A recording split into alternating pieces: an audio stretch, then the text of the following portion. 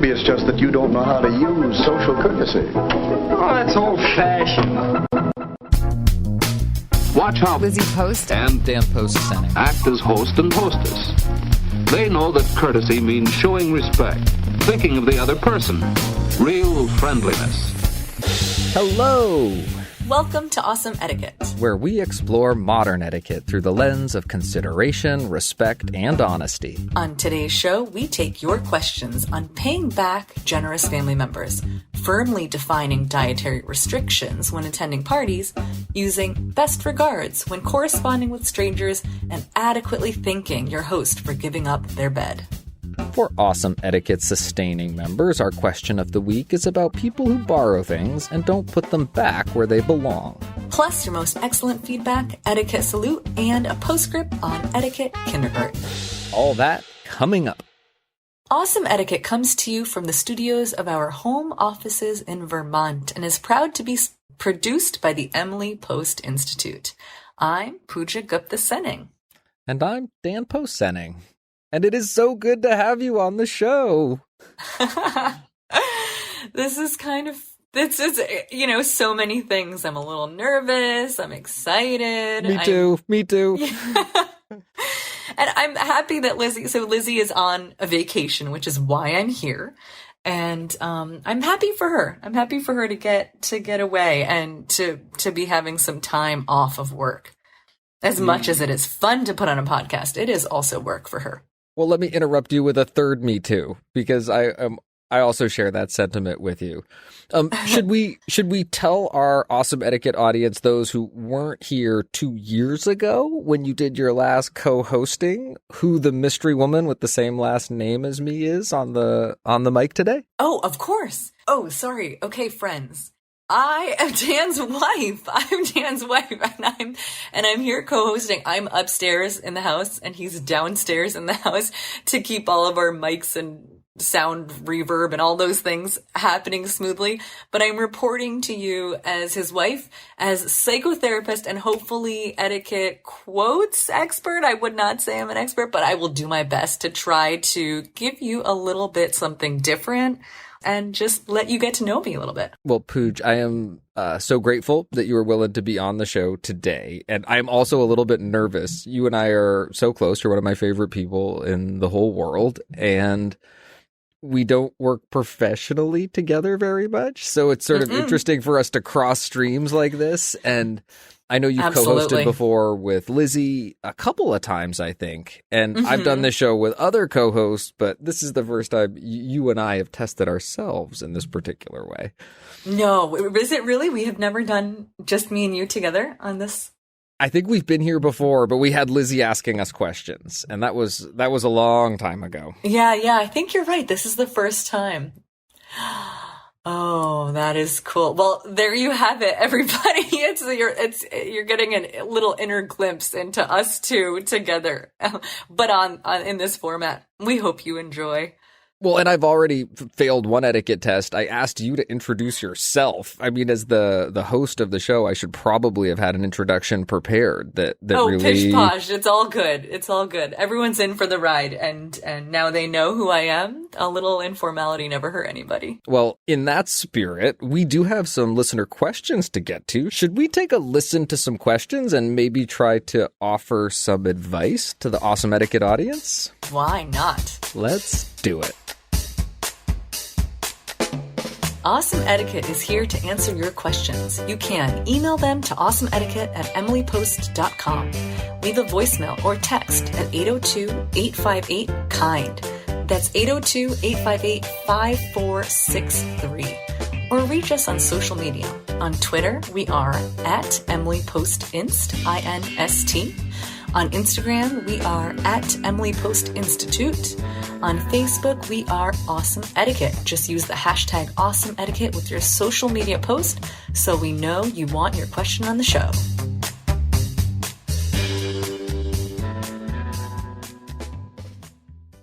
Awesome Etiquette gets support from Green Chef. Green Chef is the first USDA certified organic meal kit company.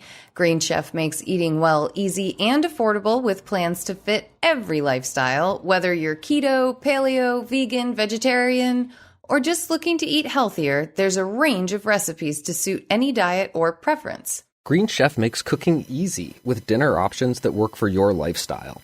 All of the ingredients are hand-picked and delivered right to your door, contact-free.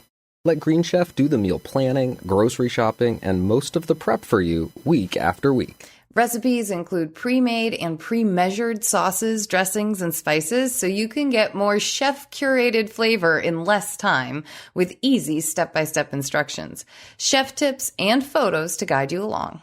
Green Chef offers 9 meal options every week for each plan, and you can also switch up your plan whenever you're ready to try a new way of eating.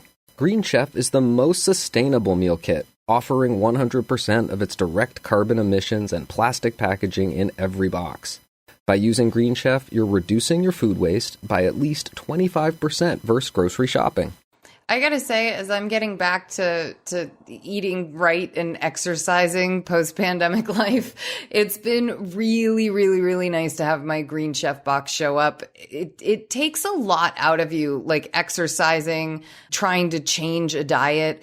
And it's really nice to have my meals be something that I don't have to think about. I just follow the directions. About 30 minutes later, I've got a healthy organic dinner and it's satisfying. I don't have to think about a lot of leftovers or, sort of like wasting or eating more of something just because there's a little more of it. Everything's just the right amount. And I don't know, because it totally helps me meet my personal like fitness and dietary goals right now. And it's yum! You could go to greenchef.com/awesome100 and use code awesome100 to get $100 off, including free shipping. That's greenchef.com/awesome100 and use the code awesome100 to get $100 off, including free shipping. Green Chef, the #1 meal kit for eating well. And now, back to our show. Our first question this week is about family finances. Hi, Lizzie and Dan, or in this case, Pooja and Dan. First off, thank you so much for what you do. I have listened to your podcast for years and love every episode. I recently introduced it to my little brother, a high schooler, and he is addicted as well. My husband is one of a very large family. He has 8 siblings. They are all very generous and love to get each other nice birthday and Christmas gifts. However, my husband and I are both in graduate school, and our budget does not allow for buying lots of really nice presents. For a little while, we tried to get smaller, very thoughtful gifts, but even this is adding up to more than we feel comfortable paying. How do we tell his siblings that we are unable to participate at this level of giving? Since we can't buy 16 plus gifts a year, how do we tell them we don't expect gifts? I hate for them to feel like we are using them and not returning the favor. All the best. Budgeting student. Very thoughtful question, budgeting student. It makes so much sense that you're feeling a bit awkward, potentially preemptively feeling guilty for these awesome family members giving you pretty expensive gifts and not being able to give in kind. And at the same time, you do want to participate and you clearly intend to express your love to them. So it sounds like it's a question of how to do that well. Dan, what would your tips be in terms of the etiquette realm when this is a sensitive kind of question? And it's also a big change in terms of this tradition that they're taking on. It really is. And in some ways, I can't start this question without channeling Lizzie Post just a little bit, because she has some gift-giving advice that she loves to offer up, which is about the assumption that many people have that gift-giving has to be reciprocal. And it doesn't necessarily. The idea when you give someone a gift isn't that you're going to get something of equal value in return. The idea is that you're thoughtfully giving something to someone because you care about them and you think they would like and appreciate it. And it is a natural human and I think very good instinct to feel inspired to want to reciprocate when you get a gesture like that from someone. And at the same time, it's not always possible or practical. And one of the worst etiquette mistakes you can make is to let that reality impact receiving that gift well. And if this tradition somehow continues where you're not able to participate in exactly the same way as other people, it can feel like that's an imbalance in the relationship, but it doesn't necessarily have to be. So there's a point of etiquette that's really worth bringing up early on that involves receiving gifts well, whether or not you're going to be able to give something of equal value in exchange. One other thing that comes up that I think can really help with that is by talking to someone ahead of time. As you acknowledged, Pooch, there's a tradition here that's been established, and it might be something that's really significant within the family, among the siblings or among the siblings and their parents, that this gift exchange is a really important moment for this family in terms of how it functions to bring people together, and that it's an expectation that people are aware of. And you can kind of sense that in the question, that this is something that's happening. And to excuse yourself from it or to change the way you participate in a family tradition like that is oftentimes important. So it's really important to let people know so that they're not surprised by it and so that they understand what's happening. And when I think about what exactly I would say to my siblings or to my parents, I think that I want to start with that awareness that I'm introducing something that's going to be a change for them. And I want to take into account their feelings, the ways that they participate in it, and I want to be sure that the way I talk about it really honors that. How am I doing, Pooch? How does the answer sound? Are we on the right track, do you think, here? Does it sound coherent? I mean, I'm talking a lot of etiquette points, but is there a human angle that I think but is there a human angle that might come into play here that you're thinking about? Yeah, what I'm hearing is the practical, one, I'm hearing receiving well is a task. And I think it kind of is, because I can imagine it feeling awkward that someone's giving you this expensive gift. I mean, in fact, 16 expensive gifts or 14, whatever the math is, to coming your way, and then not having those gifts in kind. I can imagine being nervous about that. But that's really great advice that Lizzie points to about accepting it with grace and just being really grateful, and the person who's gifting being able to appreciate the joy that you experience from the gift, and that being enough, that being the purpose, that being the intention. So that's cool I think to decouple the gift exchange as like a transaction, one person and then back to the other person, and instead really be like an altruistic, I'm letting go, and the gift is in the giving, as they say. So that's one part that I'm hearing. And then in terms of the practical sense, it sounds like you want to be talking to people on the phone. So picking up the phone because it's a nuanced conversation and you're changing a tradition, and that you want to do it I'm assuming not like the week of Christmas. You want to do it a couple weeks, a little bit advance. It's funny you mentioned the particular date of the holiday also, because another thought that had popped into my mind as I think about half measures and compromises, I'm wondering if maybe it would be possible to excuse yourself from the birthday gift giving tradition, but maybe continue to participate in the holiday giving, or maybe it's a reverse of that you could excuse yourself from one and do the other, but that might reduce it by half. And I had been thinking about reducing the birthday presents because I think for many adults, for precisely this reason, people stop giving so many presents, maybe outside of immediate family. In this particular case, it sounds like the siblings are still pretty connected in this way. Mm-hmm. But it's oftentimes something that as we reach adulthood, the number of birthday presents that we expect from friends and even extended family starts to go down. So that might be an easier tradition to shift within the family. There might even be some really appreciative people once you start to raise this as a possibility. How do you say this? Do you have a script for budgeting student? We are definitely missing Lizzie Post, the master of sample scripts, but I oftentimes remember her good advice to say the thing that you mean. And in many ways, I think that the sample script is really here in the question. How do we tell the siblings we're unable to participate in this level of giving? I'm calling up to have a discussion with you, but oh boy, I'm already sounding way too formal. But having gotten through some basic introductory conversation, you tell them clearly and candidly that you can't realistically participate in this level of giving. And discussions about money need to be candid and honest and open.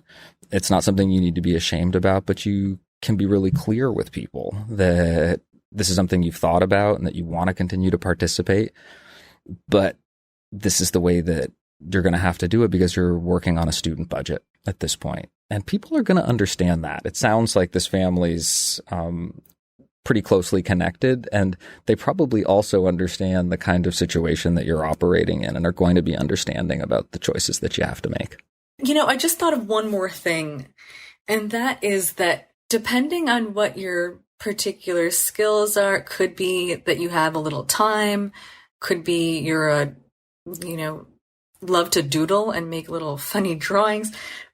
And I wonder if there's a way to still participate in the gift giving in your own kind of unique offer, even it not being even the scaled down version you had been doing prior. Years ago, me and my sister did canned peaches for everybody, and it was a lot of work, and it was pretty fun, but people appreciated it. And I'm just thinking about so many different ways to make that phone call, make that personal connection come through with a card, with peaches, with anything, you name it. Hot sauces. I had a client who did hot sauces for her whole family recently, and they loved it. Budgeting student, I hope we helped to guide you a little bit, and that this Christmas is graceful and so much fun and in harmony with all the love that you clearly have between you and your family. Everybody tells me to be more thoughtful. Well, I'd like to be more thoughtful. If I only knew what it meant.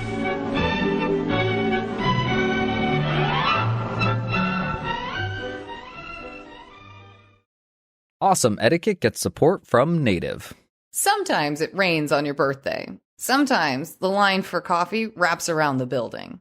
Sometimes gas goes up 10 cents. Sometimes life just stinks. The good news? You don't have to, because Native has your back. Native cares about the products you put on your body. They're about stopping the stink right away. That's the Native difference. You probably already know about Native's legendary aluminum-free deodorant, but have you tried their body wash toothpaste or their brand new mineral-based sunscreen? Native has certainly surprised me with some new product offerings. Native now has a broad-spectrum SPF 30 sunscreen for your face and body. It's lightweight, absorbs quickly, and you can choose between unscented or coconut and pineapple. Because I am so getting this SPF. I've been looking for a new sunscreen for the summer, and this is like perfect timing. Native's on a mission to overhaul your entire hygiene routine by putting the care in self-care, with products carefully made to work against odor that are also made with simple ingredients and smell great. You can get their deodorant and body wash in amazing scents like coconut and vanilla, citrus and herbal musk, my personal favorite lavender and rose, and way more than just that. You can even build your own personalized product bundles. Mix and match 3 of your favorite scents and keep them on rotation so you have something for every occasion. Or you can go with Native's seasonal collections. This summer, you can get transported to some of America's most distinctive and beautiful locales through Native's summer road trip collection. As I am headed out just this week to drive somewhere, I am very excited for this. Do tell us more, Lizzie Post. Oh, they've got scents like midnight sage and jasmine, inspired by Southern California, surf and sea moss, inspired by the beaches of the Northeast, key lime and sugar, inspired by the South, and sweet peach and nectar, inspired by the Georgia peach. Available in Native's classic deodorant, sensitive deodorant, body wash, and the sweet peach and nectar scent is even available in plastic-free. You can feel fresh and your best, even if you aren't out road tripping. Stay fresh, stay clean with Native by going to nativedeo.com/manners or use the promo code MANNERS at checkout and get 20% off your first order. That's nativedeo.com/manners or use the promo code MANNERS at checkout for 20% off your first order.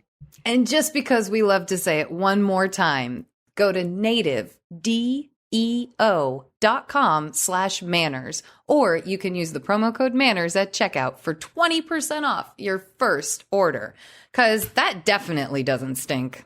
And now, back to the show. This next question we titled Seriously Celiac.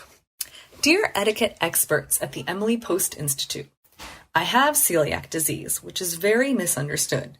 It is not a wheat allergy as some assume, but rather an autoimmune disease where even the consumption of a couple crumbs of something containing gluten, which is a protein found in wheat, barley, and rye, causes my intestines to attack themselves. Needless to say, the effects are not pleasant. I can be really sick for days if I accidentally consume gluten to the point where I have had to take sick days. Oof. People with celiac disease have to be much more careful than people tend to assume because the amount of gluten that causes a reaction can be found in just a cracker crumb or two. On top of this, cross-contamination is hugely important. We essentially have to have entirely separate cookware from things that are used to cook gluten and cannot be thoroughly washed. This includes cutting boards, crumbs can hide in the knife grooves, wooden spoons, which are very porous, toasters for obvious reasons, etc. Because of how seriously cross-contamination needs to be taken, my husband and I keep an entirely gluten-free household. However, occasionally I receive invitations to dinner parties or functions where food is served. It gets really tricky because most people do not actually understand how serious celiac disease is, and some people have told me things like, "Oh, don't worry, I know all about gluten-free. I was gluten-free for a year." Or, "My mom actually lost a bunch of weight on a gluten-free diet, so I have gluten-free pasta at home." The problem is that because gluten-free diets are so synonymous with the fad that many people have tried at some point, the general public has no idea how serious the cross-contamination is for people who actually have celiac disease. I frankly do not feel comfortable eating at someone else's house unless someone in their household has the disorder, or they have a gluten-free kitchen for some other reason. Luckily for me, it's heritable, so this usually isn't a problem for my big family dinners and reunions. However, I have had friends become offended that I don't trust them to cook something that is not just gluten-free in the sense that it doesn't contain gluten, but also is prepared in a safe way. On top of that, many common ingredients that many people don't think about contain gluten, such as soy sauce, malt, or even normally safe ingredients bought in bulk from a section where cross-contamination has occurred. The problem is that unless someone has certain separate cooking equipment, there is a good chance they would be effectively poisoning me, and I would, at the very least, spend the next 48 hours or so with a terrible stomachache. The effects are just not worth it to me, and it's really bad for my health besides that. I know people mean well and are extending a generous offer, but celiac disease isn't like when someone is allergic to zucchini but will be fine as long as you don't cook any zucchini for dinner. Do you have any ideas or sample scripts for how to graciously but firmly decline an invitation to eat at someone's house when you know it won't be safe for you? I often feel like I'm hurting someone's feelings by declining, even as I explain cross-contamination. I'm always as polite as possible, but I think the message people sometimes are getting is that I'm using it as an excuse, pretending that it's more serious than it is, or that I'm just plain insulting them by implying they wouldn't cook a meal that was safe for me to eat. Sometimes I'm able to just suggest they come to my house for dinner or that we go to a restaurant I'm able to eat at instead. But other times, people seem genuinely excited to share their cooking with me, or it's a specific event that is being hosted at a specific place. Thank you for all that you do. I love your podcast and can't wait to read the much-teased book, Seriously Celiac. Seriously Celiac, thank you so much for the question.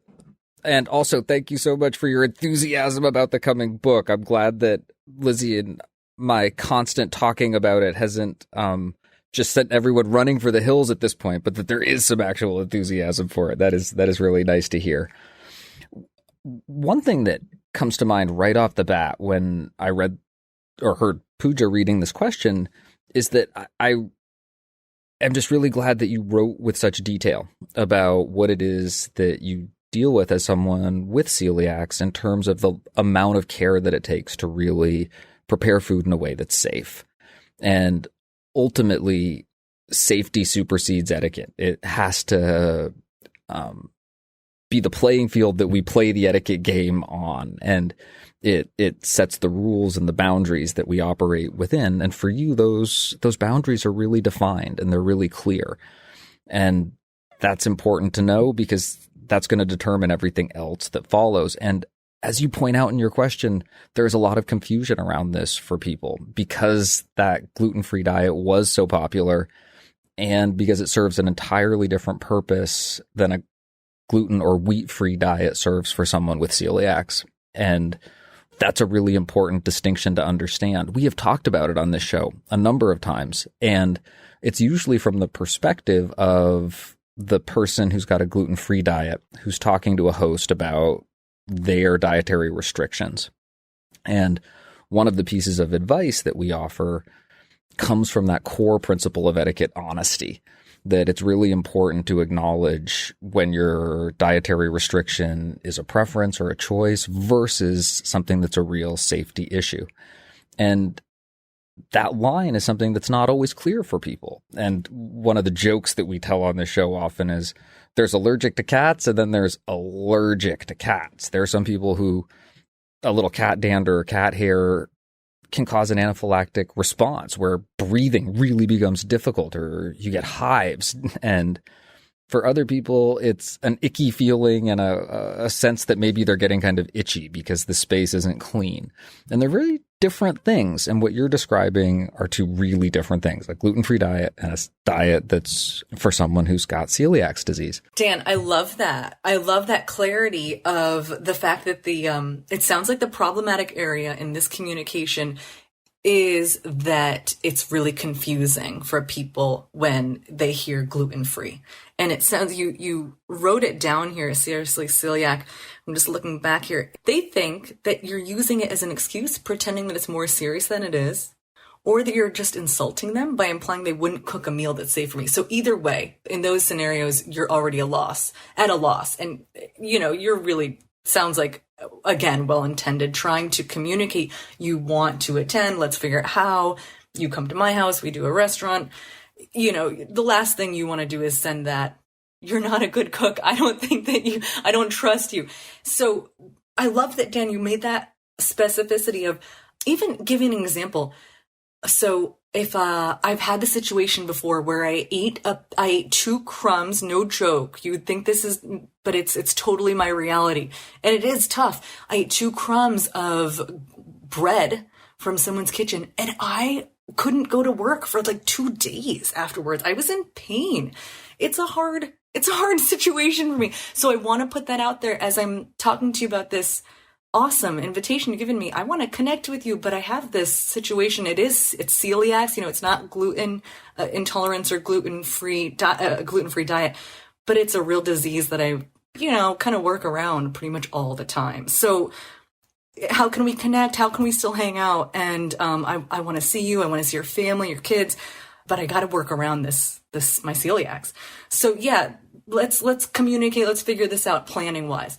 I love that you're trying to figure this out because it sounds like this comes up all the time for you. Sharing food together is one of the most important social activities we participate in. And I think you're right, Pooch, that it's something that is really important. It's important in a lot of relationships. And you've already, in your sample script, opened up for more possibility around that connection than I was thinking of in a really reductionary, sort of reduced version of that sample script. And I like the way you're approaching it. The one place where I heard a little bit of a hang up, and it's one thing I always notice in myself when I'm testing out a sample script, Lizzie and I will often start with one and I'll get halfway through it and say, boy, this really isn't going to work. There's no way to do this well. You got up to the point where it was the thing that was going to be the block. I felt like the sample script was working really well in a much more conversational approach. All right, lay it out. Tell me exactly what you would change. I think the tone was right. The discussion of the way celiac disease functions was all really good. The point that I really hinged on is the thing that you're saying no to, because there might be ways that you can eat together, ways to accept invitations, but it's food prepared in kitchens that aren't set up to produce food in a very specific way. And I think you could really focus on that detail as the point of the explanation that's significant, because it's not about someone's willingness to work hard or the menu that they'd put together or the food that they buy. Right. But the reality that without experience cleaning a kitchen in a certain way, and a kitchen maybe even that has certain kinds of surfaces that are cleanable in certain ways, that it's just not possible. So that becomes the parameter. And when you're accepting or declining, you can just start from that place. If this person has experience preparing food in a certain way in a kitchen that can do it, then I have the option of saying yes. And if not, I'm going to just be saying no, and we're going to work around that detail. But I think that's the specific piece of information that I was looking for as the thing that you're declining ultimately, because you're, as you say, you're not declining the spirit of the invitation, the desire to share food together, the desire for someone to host you. You might be able to say yes to invitations that involve events where you want to participate, but you just won't be eating the food. And I liked the way you set up your whole sample script, because I think it would allow for you to negotiate things that aren't usually negotiated. Like, I would love to come to your dinner party, but maybe I won't be eating anything at the dinner party. And that's trickier to negotiate etiquette wise, but I think the way you set it up, it becomes a possibility when you also really identify what it is you can say yes and no to. That makes so much sense, Dan. That is the specific detail. It's that kitchen being celiac disease friendly, or maybe celiac friendly kitchen. Pooch, I also have to offer up just my version of the sample script. It was much shorter because I was imagining the specific response to an invitation. And I was thinking that from a guest perspective, you've just got to RSVP, you've got to respond, and it's okay to say no. So to me, my sample decline sounded like, thank you so much for the invitation. I regretfully have to decline, but hope that we can connect in the near future. Very simple, very clean if you don't want to get into all of your reasonings, but definitely gives you the opportunity to reply to that invitation, which is so important. Seriously celiac? This makes sense. You're calling yourself seriously celiac. I love that you're taking this seriously because it's safety, and safety trumps etiquette. And I hope with our sample script and a little bit of confidence from us that you will be able to still connect and also not offend people and not have a stomach ache for 40 hours, because that does not sound like the answer. Best of luck. There's something we all enjoy about staying for dinner. Have you ever thought why? It's because eating with others is fun. People like to come together at meal times. They enjoy each other's company while they're enjoying good food. Our next question is titled, Is Best Regards Really Best? Hello. I enjoy listening to your podcast as I work and have often shared many topics with coworkers over lunch. A question has come up concerning the use of the term best regards in professional emails. I have always thought that sending someone regards implies that you are sending them well wishes and letting them know that you are thinking of them. This seems disingenuous for communication between relative strangers, but is so common that I now feel as though the sentiment has been sterilized. It seems as though it is now very formal and is one of those phrases we use without thinking. That brings me to its use among those with whom we are friends and are closely acquainted with. A friend of mine has used the term, give my regards to mother, family, husband, etc., both in face-to-face interactions and in writing. Because of my association with this term in a formal business context, it feels cold and dismissive when coming from a friend. In a social context, it can almost feel like a soft, bless your heart. I'm from Virginia, by the way. Usually one would ask, oh, how is your family? Please tell so-and-so hello. Am I correct in assuming that this person is establishing a new boundary and now considers me more of an acquaintance than a friend? For context, we grew up together. Our families are close, and we are both now married with our own families and see each other during holidays. My husband and I sent a wedding gift and didn't receive a thank you, and Christmas cards and greetings have gone unacknowledged. Perhaps the dynamic has changed for him. My instinct says to leave it alone and to stop trying to reach out. Thoughts?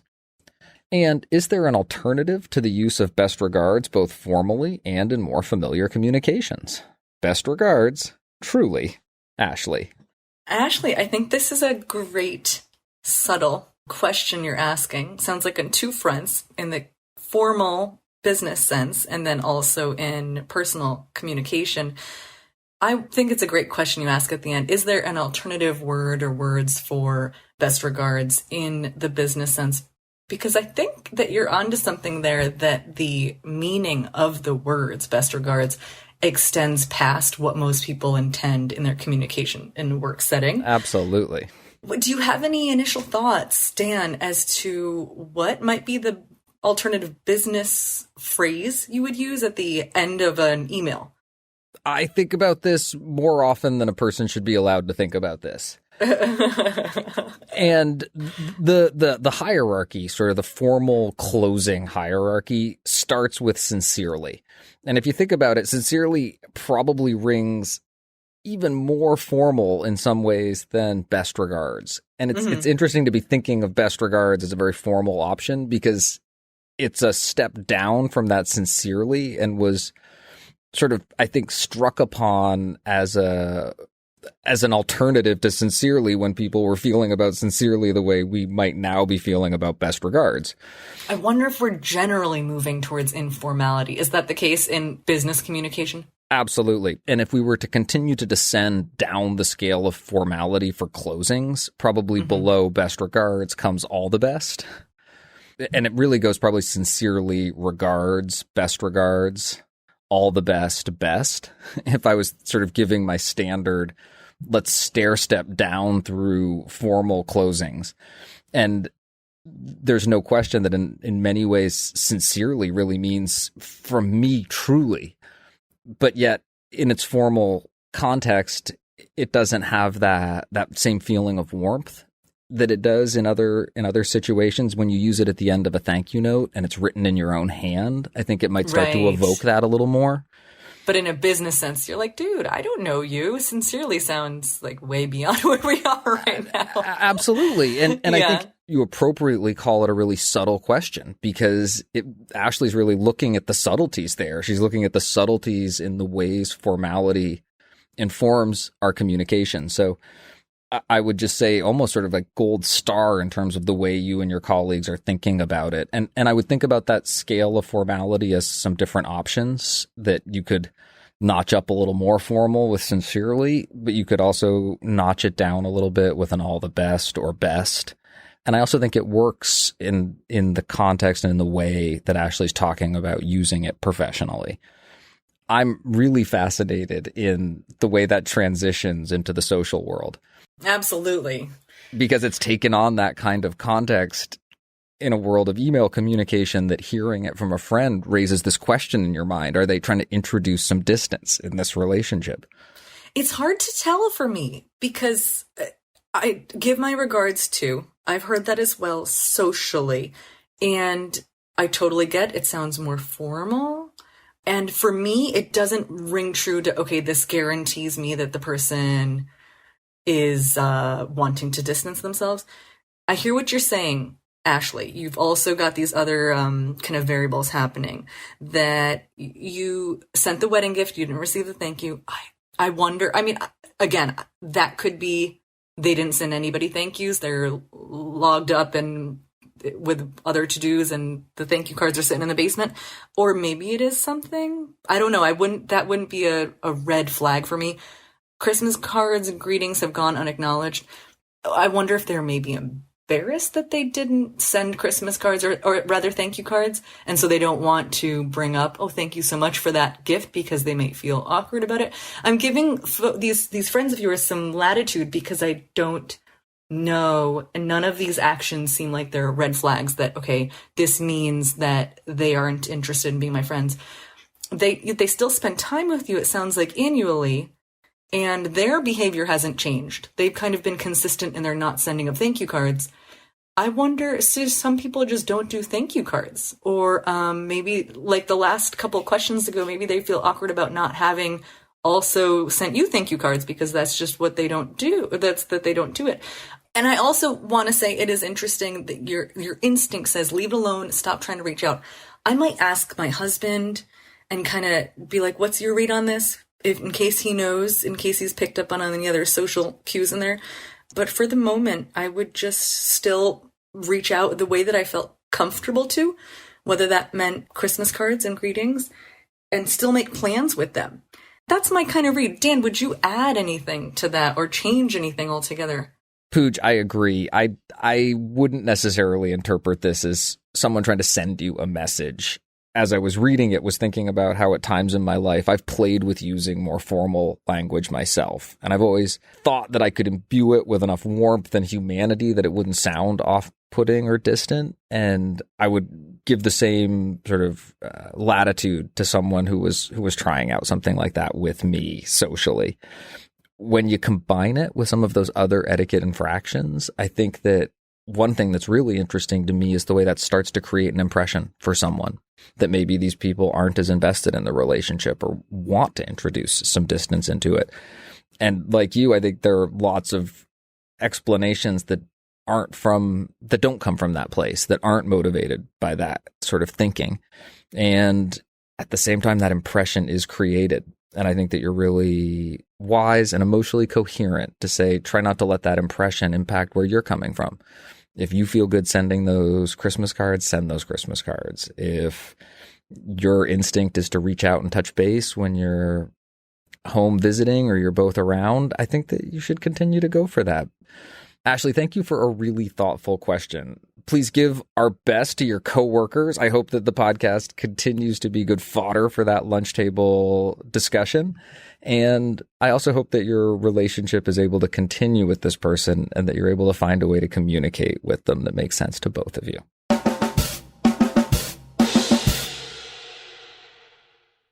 Our next question is titled A Budget Bed and Breakfast.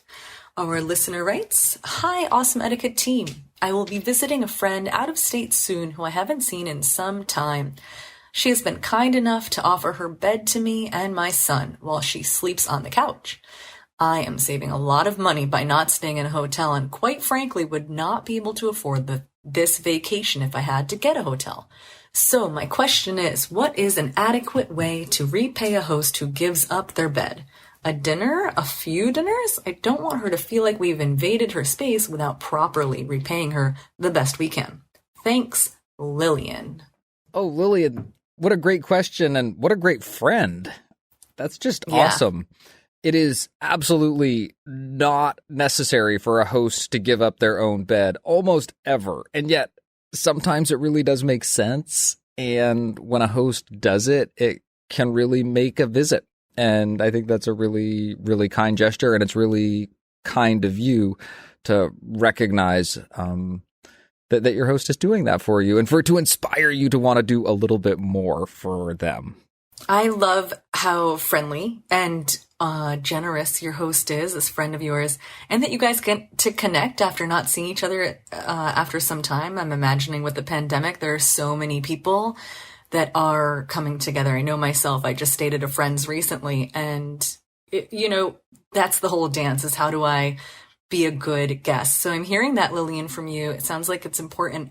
And some ideas that come to mind are offering her maybe a little gift from your hometown, something unique and special. Another idea is take her out to dinner. I've even had friends pay for groceries. I thought that was really practical and easy when they were staying at my house.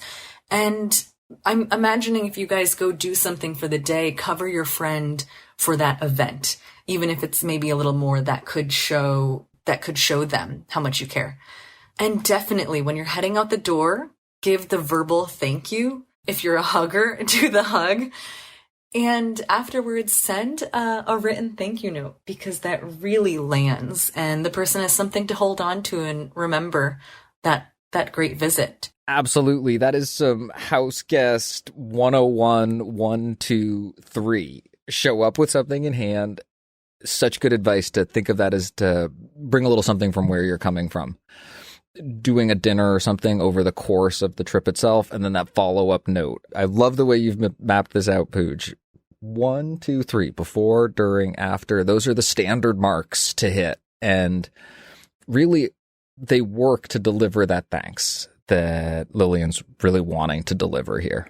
Awesome, Dan. That's such a succinct way of putting that together and an easy way to remember. 1, 2, 3. Okay. Best House Guest 101. Lillian, we hope we've given you some good tools to feel confident and have a wonderful trip. How do you go about being thoughtful? What do you do? Every time I try, I only make things worse. Is there some particular method of being thoughtful that works every time?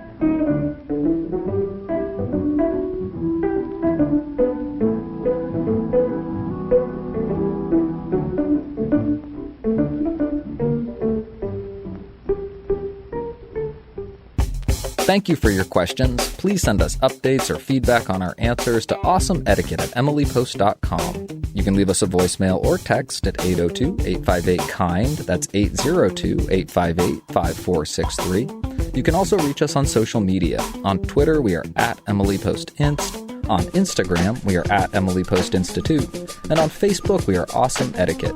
Just remember, use the hashtag Awesome Etiquette with your post so that we know you want your question on the show.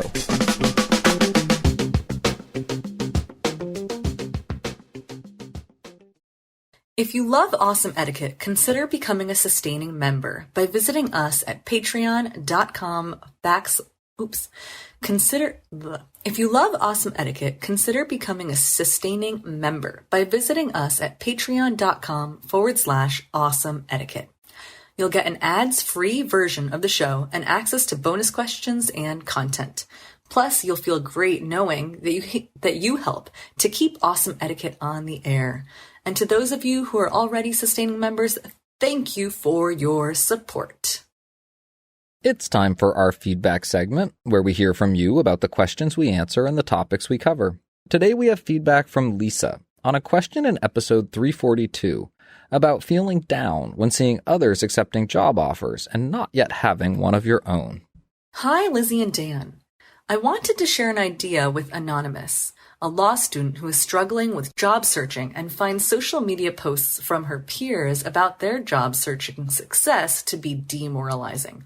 I'm a seasoned attorney. I remember how difficult it is to find jobs in the legal field as a law student or a new attorney.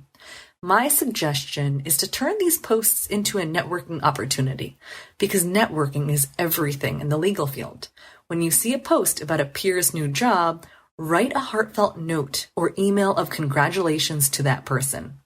You can conclude your note with a mention that you are still searching and would appreciate if your peer could let you know about any job opportunities they learn about.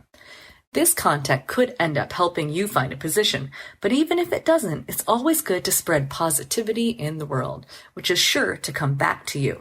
Best of luck, and I hope you enjoy the legal field as much as I have. Lisa. Lisa, thank you so much for the feedback. You're reminding me of one of my favorite pieces of etiquette advice, which is to send thank you notes when you don't get a job that you've interviewed for. It really is remarkable how much can come from being supportive of other people through our own ups and downs, and that oftentimes that's where we make those connections that end up being so important to us. Thank you for the feedback.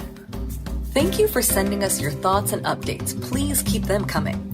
You can send your feedback or update to awesomeetiquette@emilypost.com or leave us a voicemail or a text at 802-858-KIND. That's 802-858-5463.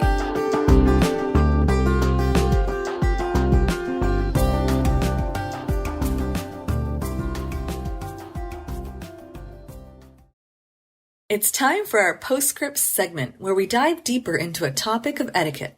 And today we're going back to Etiquette Kindergarten with the reading from Emily Post's 1922 edition of Etiquette. As Lizzie Post and I were writing the 20th edition of Emily Post Etiquette, we spent so much time rewriting the section that described how to eat with a knife and fork.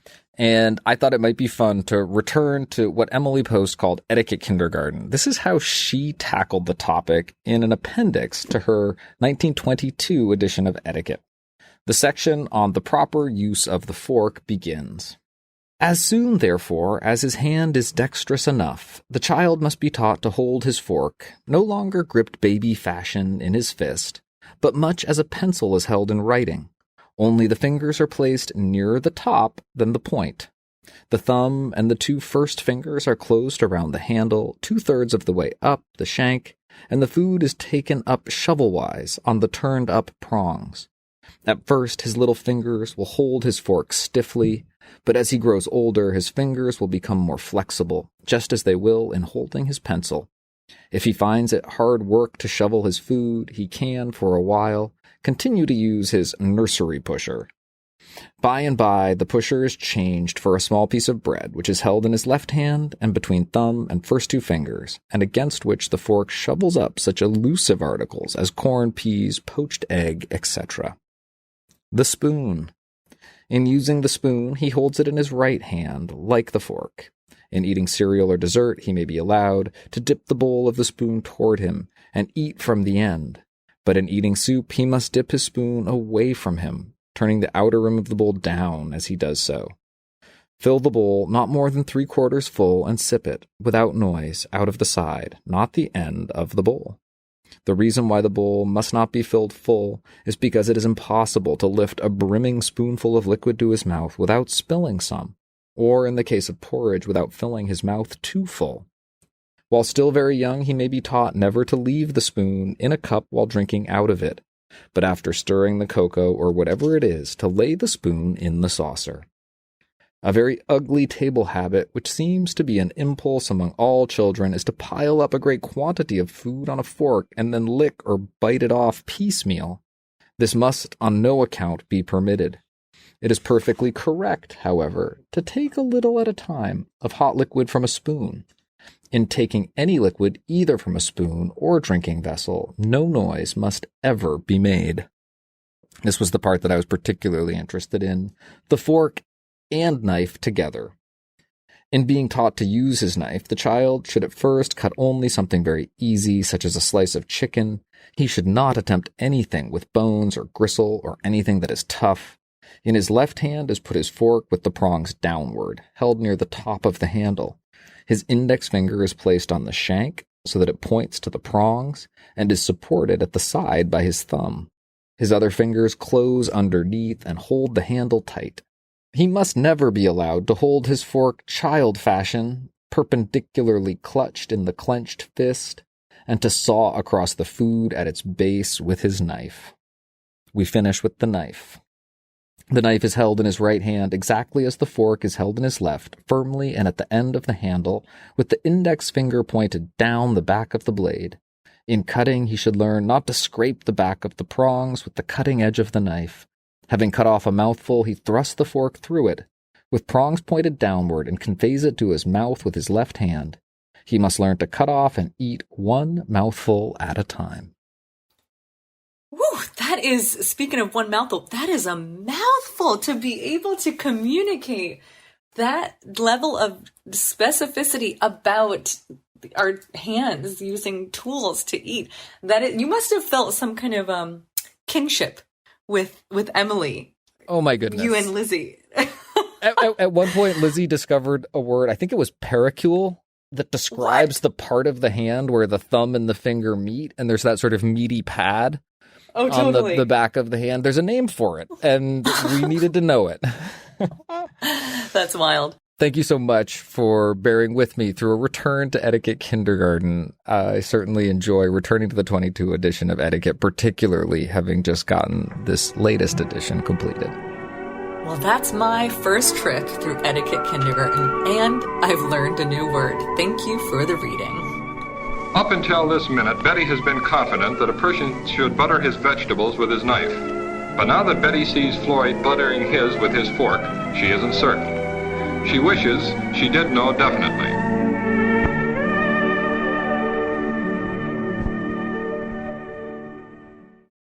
We like to end our show on a high note, so we turn to you to hear about the good etiquette you're seeing and experiencing, and that can come in so many forms. Today we have a salute from Janet. Hello! I would like to send an etiquette salute out for my landlord. This year has been very trying for me financially. I made a big move, had to take out some loans, and now I have to pay some unexpected medical bills, and there are more coming. Most landlords want all of your rent money at the start of the month. but mine has been kind enough to understand that it is difficult for me to budget that way. After I communicated my situation, he was kind enough to let me split my payment in half and pay twice a month. This helps me pay my other bills on time, and I really appreciate his generosity. Cheers. Oh, cheers, and thank you for the salute. Oftentimes we hear about little things that make a big difference in people's lives, and this sounds like a big thing that is really making a difference for you, and it's good to hear that there are people out there taking care of each other. Thank you so much for this salute. And thank you for listening. And thank you to everyone who sent us something and everyone who supports us on Patreon. Please connect with us and share this show with friends, family, and coworkers and on social media. You can send us questions, feedback, or your next salute by email to awesomeetiquette@emilypost.com. You can leave us a message or text at 802-858-KIND. That's 802-858-5463. On Twitter, we are at EmilyPostInst. On Instagram, we are at EmilyPostInstitute. And on Facebook, we are Awesome Etiquette and the Emily Post Institute. Please consider becoming a sustaining member by visiting patreon.com/awesomeetiquette. You can also subscribe to the ads version of our show on Spotify or your favorite podcast app. And please consider leaving us a review. It helps our show ranking, which helps more people find Awesome Etiquette. Our show is edited by Chris Albertine and assistant produced by Bridget Dowd. Thanks, Chris and Bridget.